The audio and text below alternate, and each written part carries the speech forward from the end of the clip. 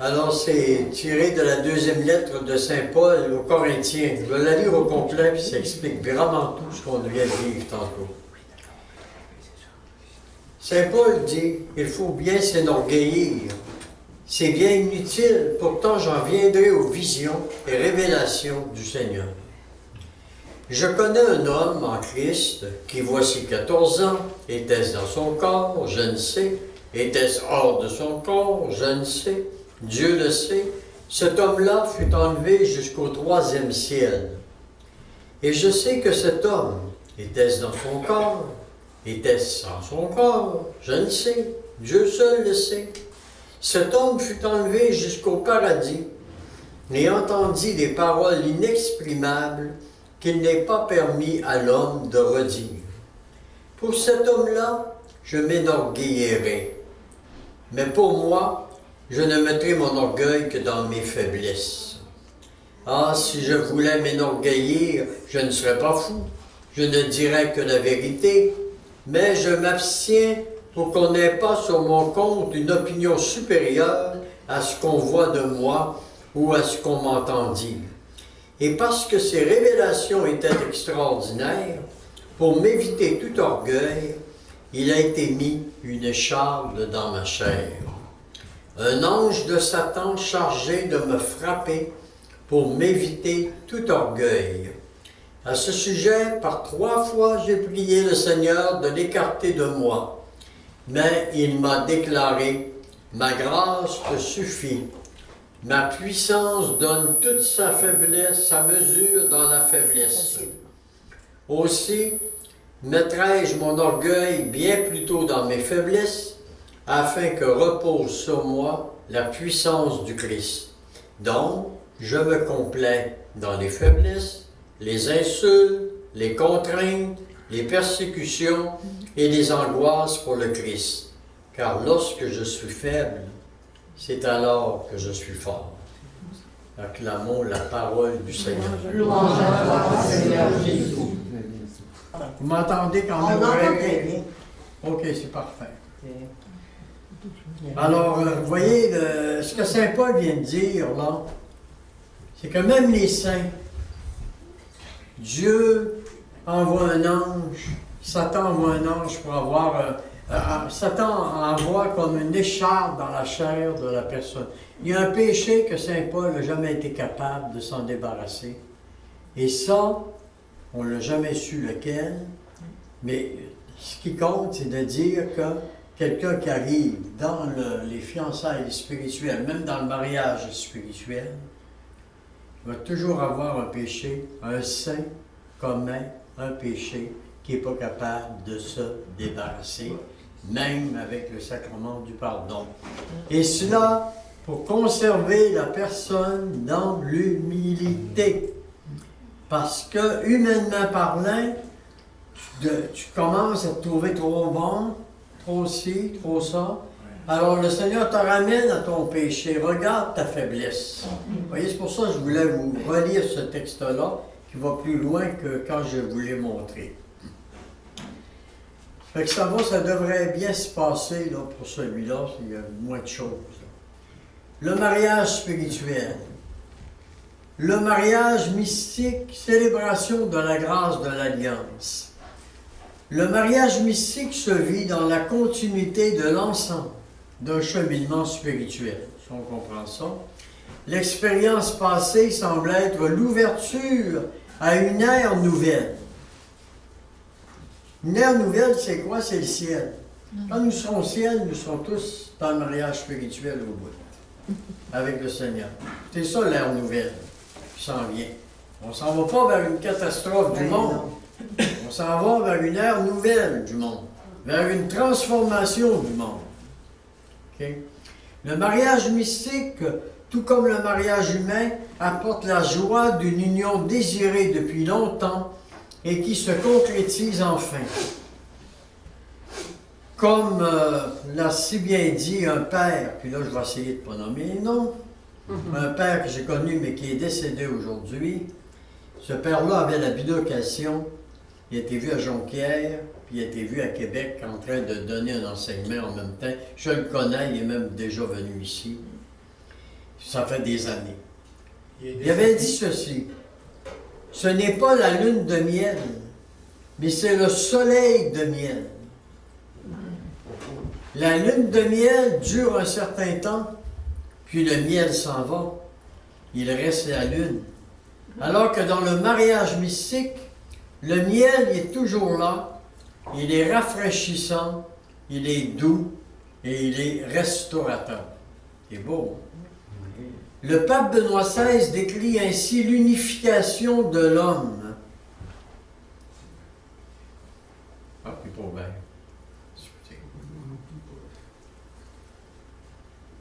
Le pape Benoît XVI décrit ainsi l'unification de l'homme avec Dieu.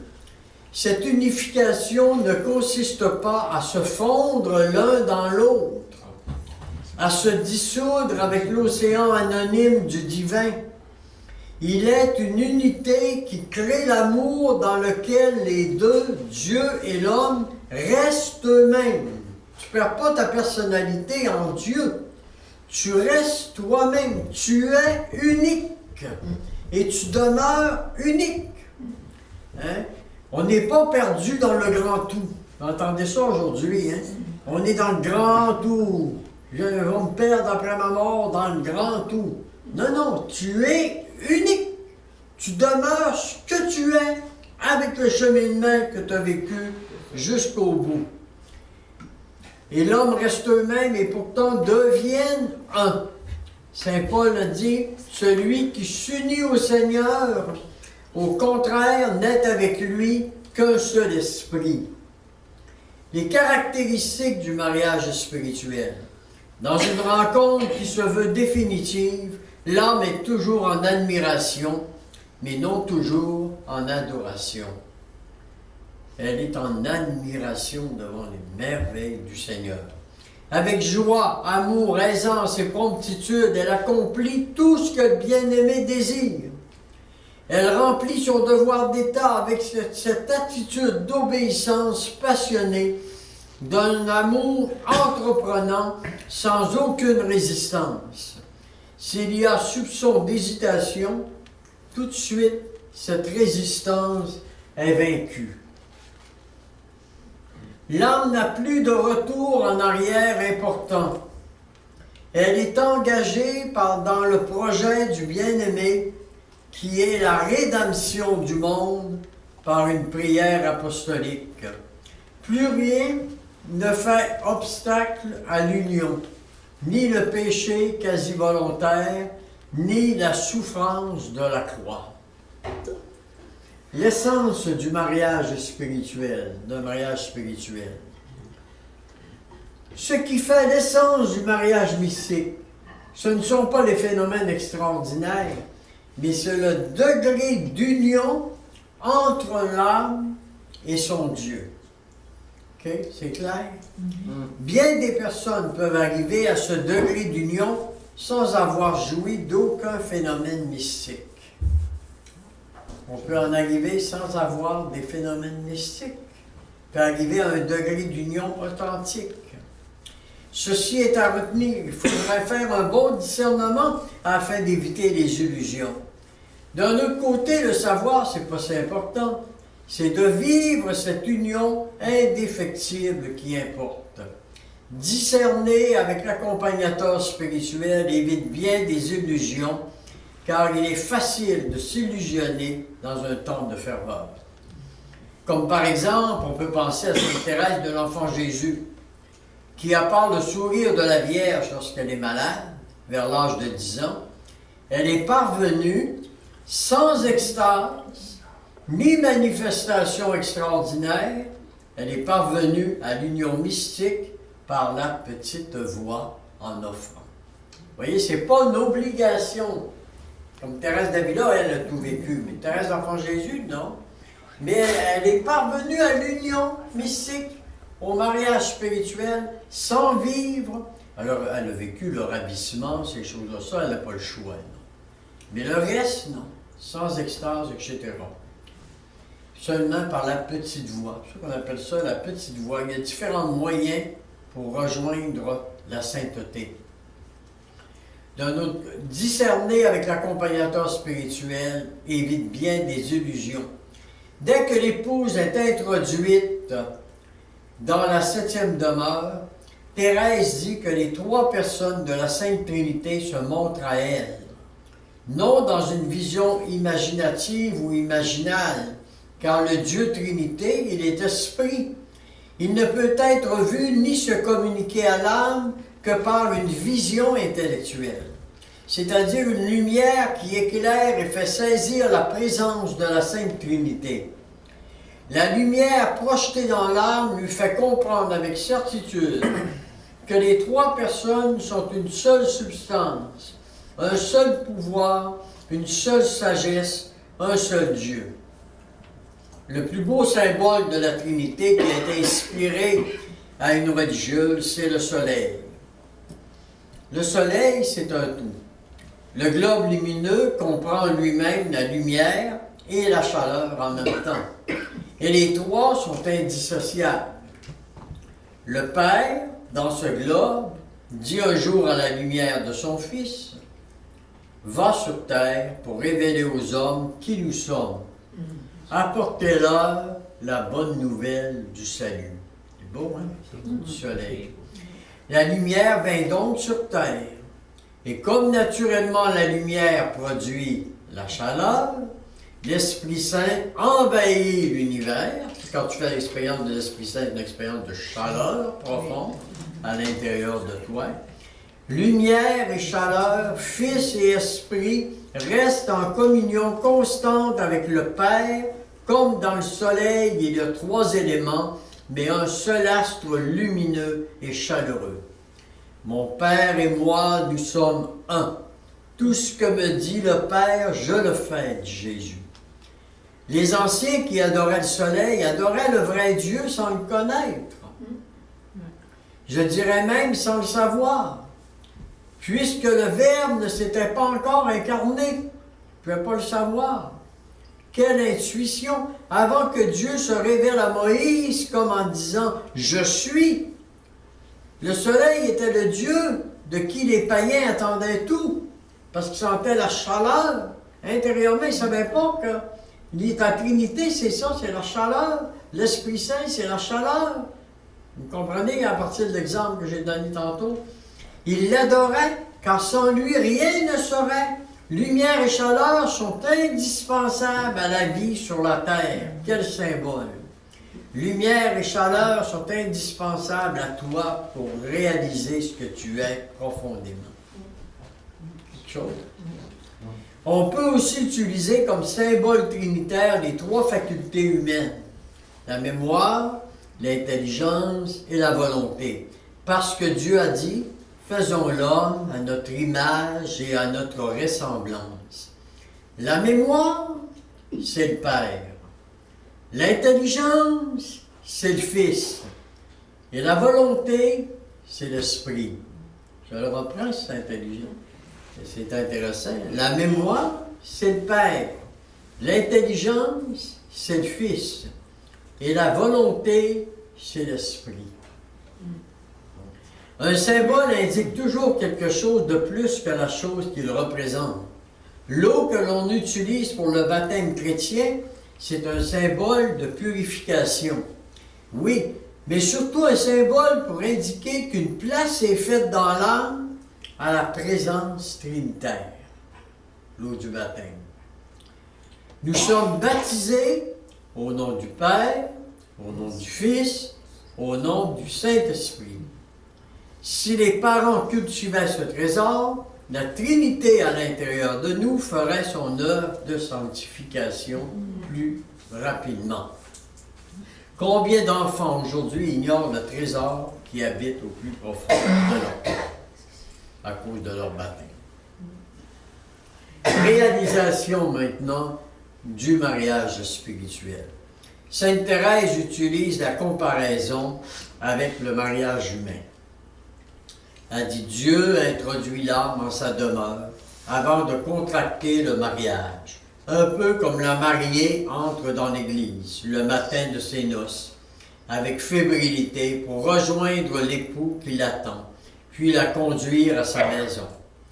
Désormais, la septième demeure, où pénètre l'âme, est la demeure de la Trinité sainte.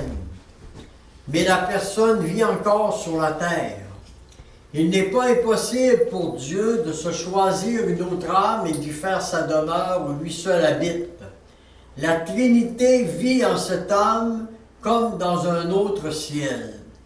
L'âme, selon Thérèse d'Avila, l'âme prend de plus en plus conscience de la présence de Dieu en elle. Sa vie spirituelle est une vie d'union à Dieu et cette union se fait progressivement à la faveur de l'union des deux volontés dans un seul amour.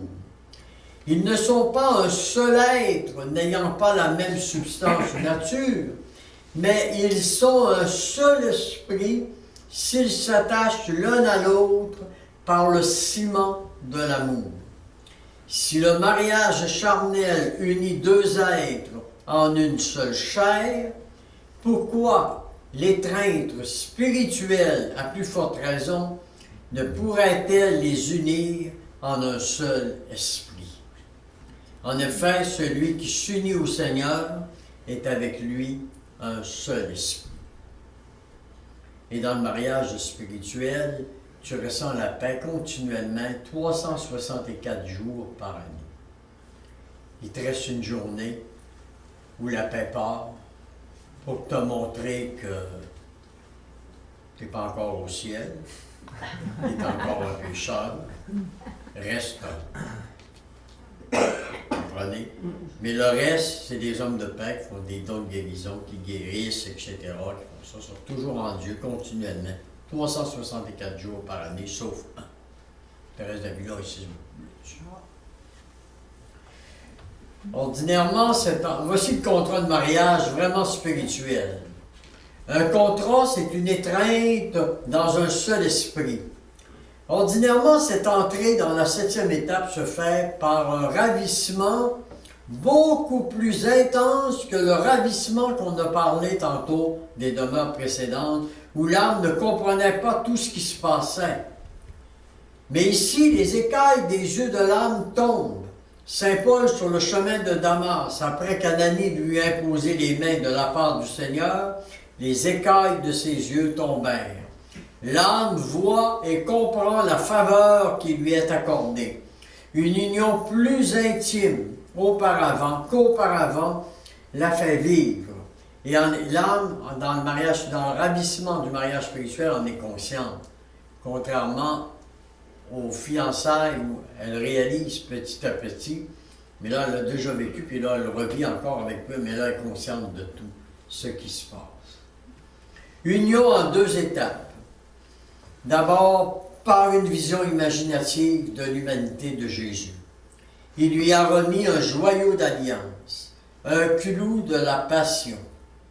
Il lui dit, dans une vision imaginative, « Tu seras désormais mon épouse, tu auras soin de mon honneur comme une véritable épouse. » Pour d'autres, ce peut être un anneau ou une plaie semblable au stigmate invisible, béatifiante dans la douleur. Tu es avec moi, reçois une stigmate intérieure, tu ne vois pas, mais tu marches avec la souffrance du Christ jusqu'à la fin de ta vie. Personne n'est au courant, tellement humble que tu ne le fais pas voir. Tellement humble que tu ne le fais pas, que tu ne le manifestes pas. Deuxième chose, ça c'est la première union, une vision imaginative. La deuxième, par une vision intellectuelle de la Trinité. Elle comprit mieux les vérités profondes de la Trinité. Les trois personnes se montrent à l'âme par l'intelligence des Écritures comme jamais auparavant. Une grâce exceptionnelle, connaissance de la nature de Dieu, union qui se fait progressivement à la faveur de l'union des deux volontés dans l'amour. Pour les gens ordinaires comme nous, l'essence du mariage peut se vivre sans vision proprement dite. La personne ne peut pas dire dans quelles circonstances elle a vécu une transformation de son être. Elle ne peut pas s'en apercevoir. C'est comme si son cœur s'était retourné un renversement de valeur. C'est le renversement complet dans le mariage spirituel. Dieu est premier servi. Vous vous souvenez des grandes étapes. Elle est rendue à Dieu premier servi. L'âme prend de plus en plus conscience de la présence de Dieu en elle. Sa vie spirituelle est une vie d'union à Dieu et cette union se fait progressivement à la faveur de l'union des deux volontés dans l'amour. La grâce de l'union mystique est complète quand les deux parties se donnent mutuellement. Il y a alors deux natures, dans un même esprit et un même amour. Et c'est là que tu peux dire, ce n'est plus moi qui vis, c'est Christ qui vit en moi. Moi, j'ai ma nature humaine, le Christ en moi, la nature divine. Les deux sont rassemblés ensemble. L'amour divin s'est emparé de l'âme. Deux flammes réunies en une seule. Cette union est définitive et permanente. L'âme demeure toujours avec Dieu. C'est vraiment là le but du mariage mystique. Être unis à jamais. Conformité qui marie l'âme au Verbe, nous dit une religieuse, que je nomme pas. L'épouse peut voir le Christ s'il le veut, mais non le Père et l'Esprit. Nul ne peut voir Dieu sans mourir. OK? L'épouse peut voir le Christ qui s'est incarné, mais tu ne peux pas voir Dieu, même dans le mariage spirituel. Il faut que tu meurs, et là, tu vois Dieu. OK? L'âme peut voir Jésus dans son humanité par une vision imaginative. Le Christ peut aussi se manifester autrement, peut y apparaître pour entrer dans la cérémonie de mariage. C'est lui l'époux, c'est différent d'une personne à l'autre. Cependant, toujours l'âme choisie se sent indigne de ce choix. Elle ne dit pas que je suis donc contente qu'il me choisi, je suis donc contente. Non, elle se sent indigne. Pourquoi moi? Moi qui est si pas bon. Pourquoi moi tu me choisis? Regarde ce que je suis. Tu sais, ça c'est l'âme. Les effets du mariage spirituel. Premièrement, l'âme ne vit plus que pour Dieu et pour sa gloire. Sa foi grandit presque à l'infini. Elle voit clairement que c'est Dieu qui la maintient en vie, physiquement, intellectuellement et spirituellement. Deuxième chose, elle goûte une paix suave et profonde malgré des épreuves passagères. Car l'abandon total entre les mains du bien-aimé lui permet d'éliminer les inquiétudes et les craintes. Car les sens, puissance et passion sont toujours dans cette paix suave communiquée par la Trinité qui l'habite. C'est beau, hein? Troisième effet, l'âme ne désire plus que la volonté de Dieu. Que faire la volonté de Dieu? Que la volonté de Dieu s'accomplisse en elle. Elle ne demande plus à souffrir ni à mourir. Si tu me demandes de ne pas souffrir, je ne souffrirai pas. Et si tu me demandes de ne pas mourir, je ne mourrai pas. Tu me demandes de travailler, ben je m'en vais là où tu veux. Tu es complètement en Dieu au complet. Tu n'es pas enfermé, tu es vraiment en Dieu. Quatrième, n'a chez elle sécheresse, je l'ai, et aucun trouble, qu'exceptionnellement. Elle vit dans la quiétude. Le démon ne peut plus l'atteindre. Il n'est pas capable de se rendre là, il brûlerait. Le feu est trop fort. Les passions dont elle est esclave ne la troublent plus. Le corps vient communier à l'état de l'âme qui la domine. C'est ainsi que Jésus, Marie et Joseph vivaient. Leur âme dominait tous leurs sens et toutes leurs facultés par un parfait amour. Cinquième, il n'y a plus de ravissement. Le ravissement, il est là au début. C'est tout. Tu n'as pas deux, trois ravissements comme ça. Ou du moins que très rarement, quand il n'y a plus de faiblesse du côté du corps, mais une paix inaltérable, en profondeur. Jésus qui dit, je suis à toi et tu es à moi. Tu m'appartiens, je suis à toi, tu es à moi. Et pour ça que le mariage physique doit être un signe du mariage spirituel, c'est-à-dire de l'union de nous avec Dieu.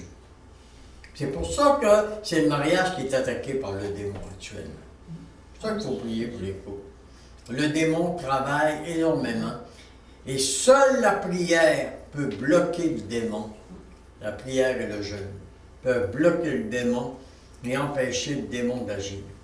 Parce que le mariage, c'est le plus beau signe du mariage spirituel entre Dieu et l'âme. Ils ne font que. Je lui ai donné des explications tantôt. Ils ne font que. Il faut qu'ils ne fassent que, tout en gardant ce qu'ils sont.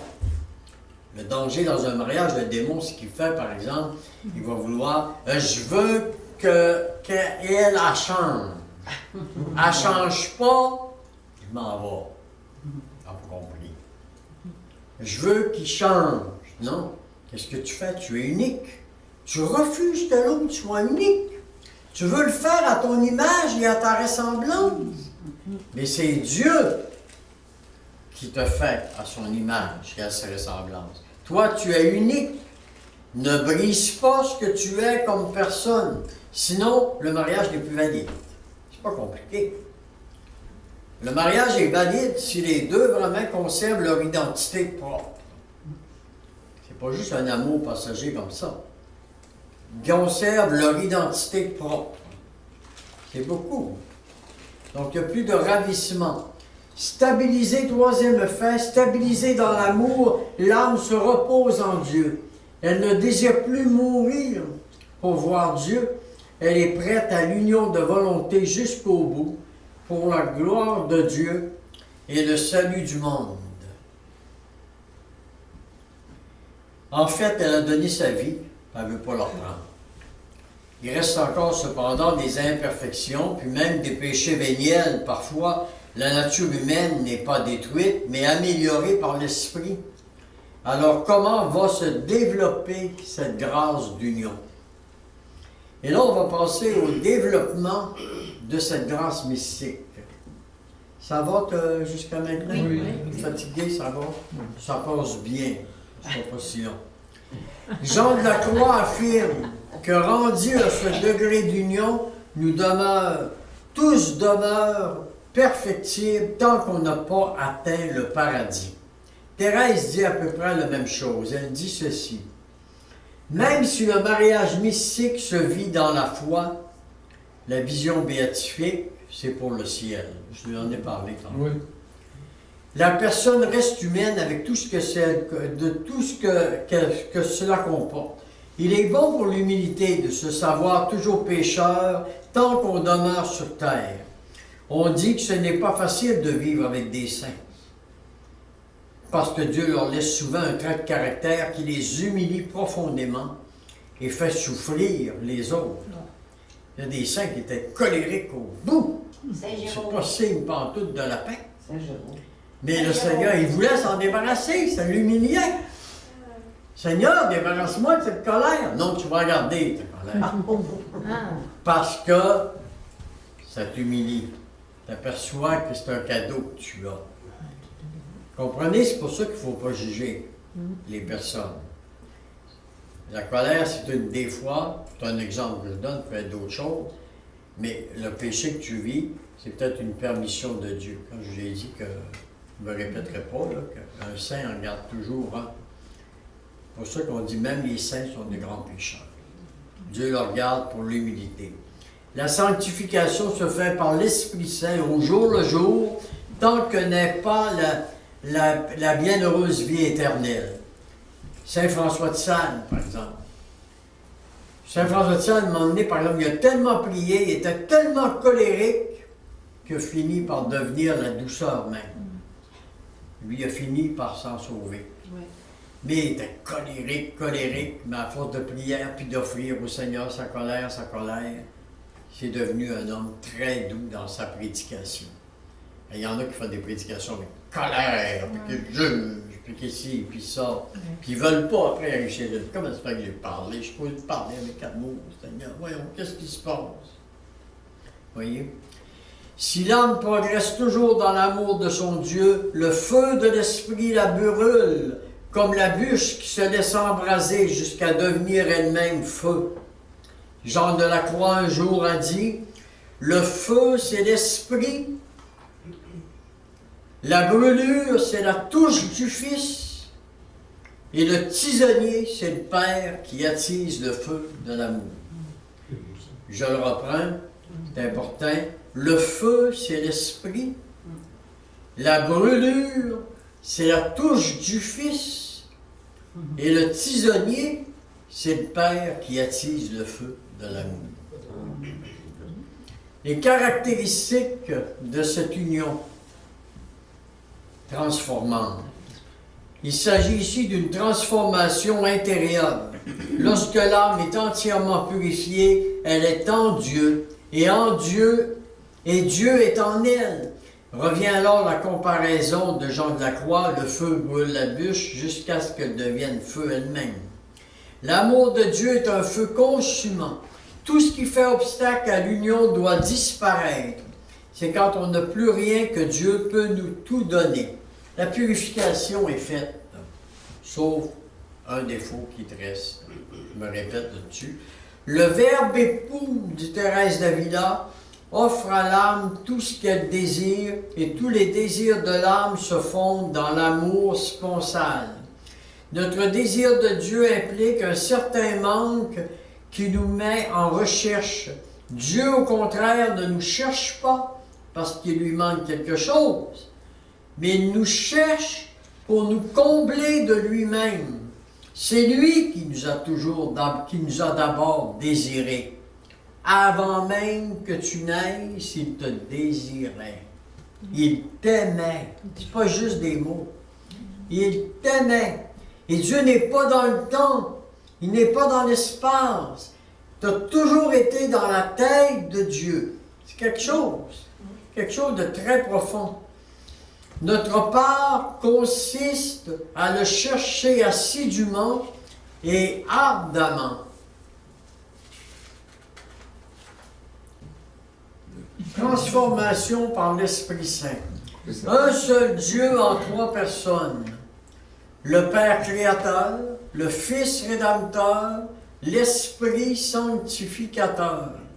Donc, il revient à l'Esprit d'aspirer l'âme du même amour que le Père et le Fils font de lui la troisième personne de la Trinité. L'Esprit, c'est l'amour, c'est le souffle, comme je vous ai expliqué. Ainsi, l'âme n'aime plus à la manière humaine, elle aime avec l'amour même de Dieu. L'amour humain et l'amour divin ne font plus qu'un seul amour, deux natures, un seul amour. On va parler maintenant un peu du don de sagesse. Puis ensuite, les effets de ce don. Je reviendrai de choses. Ça achève, ça va bien. Don de sagesse. L'homme devient sage lorsqu'il prend conscience de ses limites. Le mot sage, ça vient du latin sapor, saveur. Et par le don de sagesse, il devient science amoureuse. Mais la vraie sagesse trouve sa source en Dieu. Elle est un reflet de la lumière éternelle éclairée par le don d'intelligence. Nous pouvons dire que c'est l'intelligence à l'état de saveur amoureuse. Le don de sagesse permet à l'âme de scruter même les profondeurs des vérités divines, lesquelles font aimer les choses de Dieu dans une lumière plus grande que tous les autres dons qui perfectionnent l'intelligence. L'âme contemple la vérité dans sa cause première, Dieu qui est créateur, sauveur, sanctificateur. Goûtez et voyez comme est bon le Seigneur. La sagesse divine s'offre à nous pour nous révéler le chemin de la vérité et de la justice. L'homme participe à la sagesse et à la bonté du Créateur qui lui confère la maîtrise de ses actes et la capacité de se gouverner en vue de la vérité et du bien. Ce don nous fait comprendre les signes de l'amour de Dieu en nous et autour de nous. Saint Paul définit clairement les effets négatifs et positifs du véritable amour. L'amour refuse toute forme d'individualisme et d'autosuffisance. Thérèse de l'Enfant Jésus disait « Aimer, c'est tout donner ». Il y a un chant qui dit « Aimer, c'est tout donner Oui, c'est beau. ». Et se donner soi-même. Aimer, c'est tout donner et se donner soi-même. À cette condition, l'âme peut accéder au mystère de l'alliance mystique. Curieusement, plus on avance dans la vie spirituelle, moins on a de consolation. On ne cherche pas soi-même, on veut travailler pour les autres. On veut se donner pour les autres. On ne regarde pas notre pain quand on l'a rendu au mariage spirituel. Et là, on va aux effets du don, de ce don. L'accroissement d'abord de l'amour divin. L'amour, ça naît de la connaissance. Et la connaissance que donne le don de sagesse est plus parfaite à laquelle une personne puisse prétendre ici-bas. C'est la connaissance de Dieu qu'il nous donne.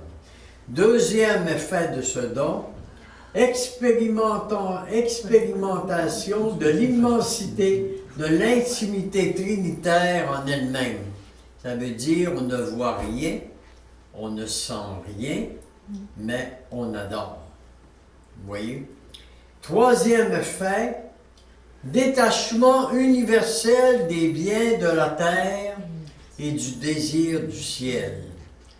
Saint Jean disait au chapitre 4, verset 14, « Celui qui boira de l'eau que je lui donnerai n'aura plus jamais soif. » Jésus voulait parler de la soif des biens terrestres, laquelle ne se fait plus jamais sentir à l'âme qui s'est abreuvée aux sources pures de la divine sagesse.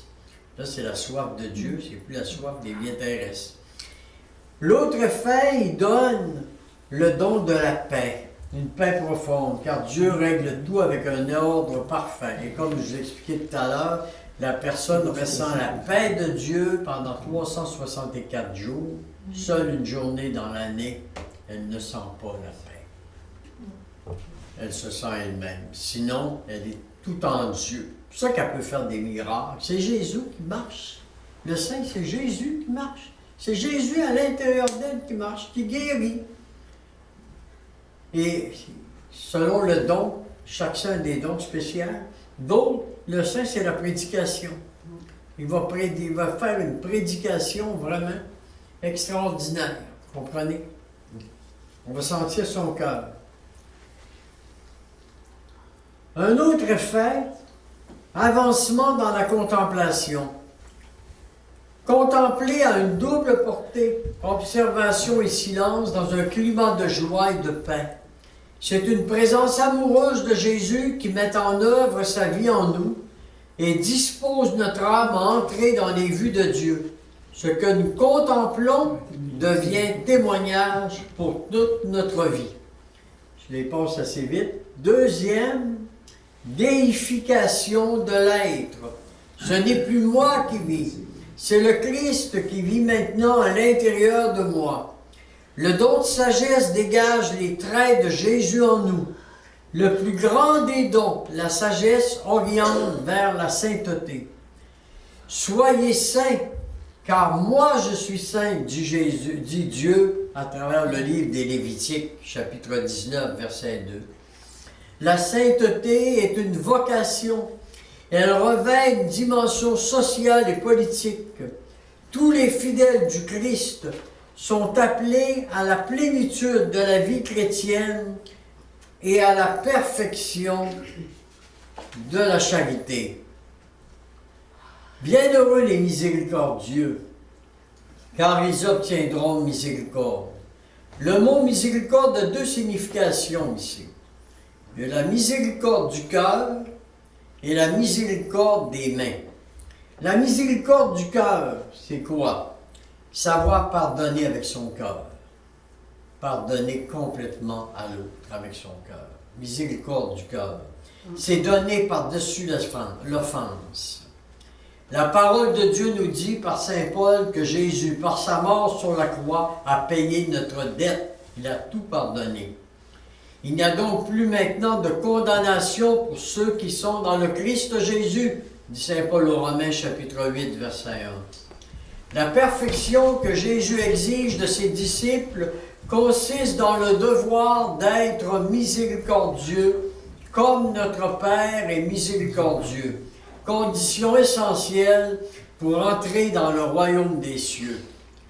Et on a ensuite la miséricorde des mains. C'est quoi? Elle fut exercée par Jésus qui souffre, qui impose les mains aux malades, les pauvres, les orphelins, les veuves. C'est de la miséricorde. Hein? Je vais te guérir. Parlez et agissez en homme appelé à être jugés d'après la loi de liberté.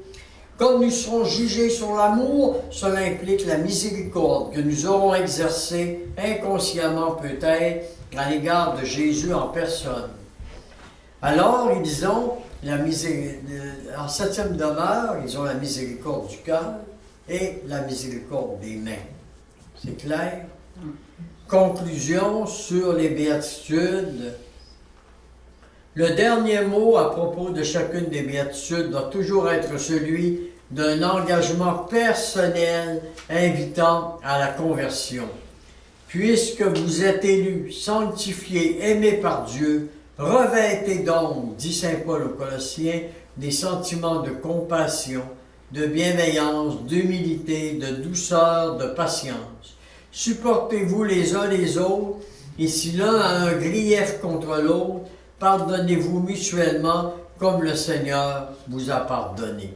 Faites de même vous aussi. Le don de sagesse est à la fois nécessaire et inaccessible.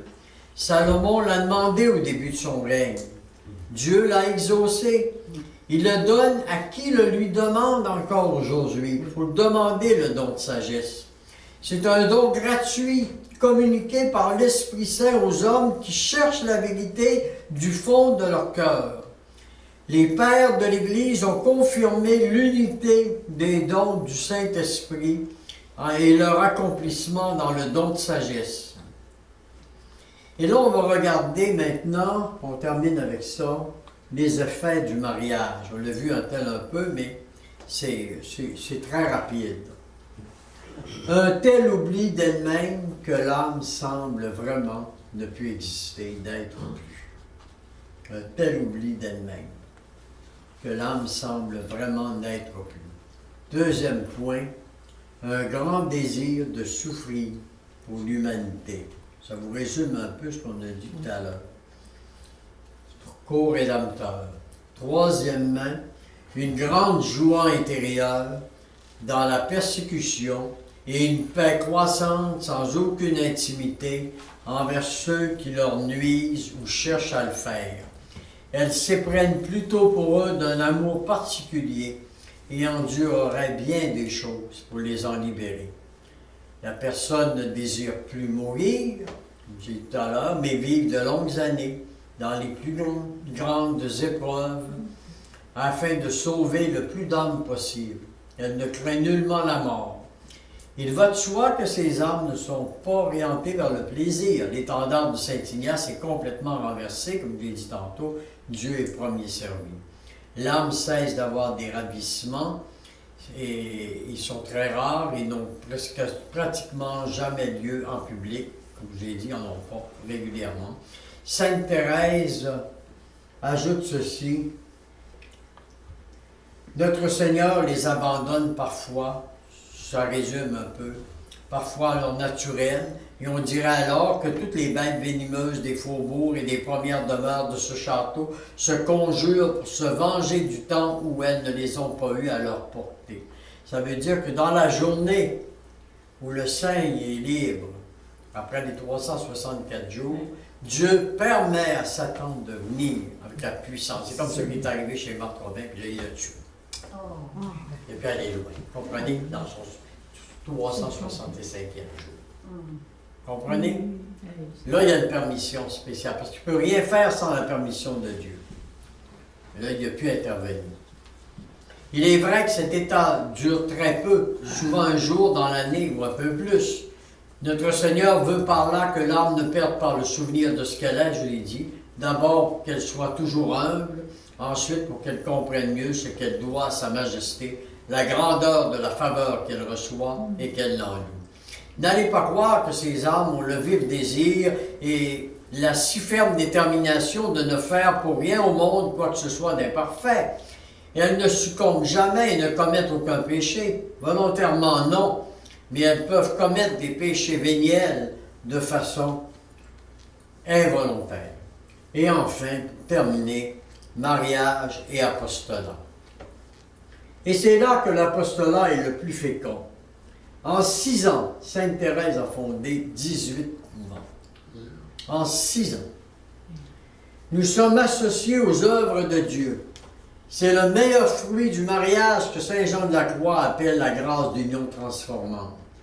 En attendant l'union des 7e demeures, on a des missions d'apostolat, tous et chacun. C'est ce qu'on appelle notre vocation. La grande vocation, se faire la sainteté, c'est la même vocation qui se déploie dans une plus grande union. L'apostolat, c'est un devoir pour tous. Et sur ça, on termine notre enseignement.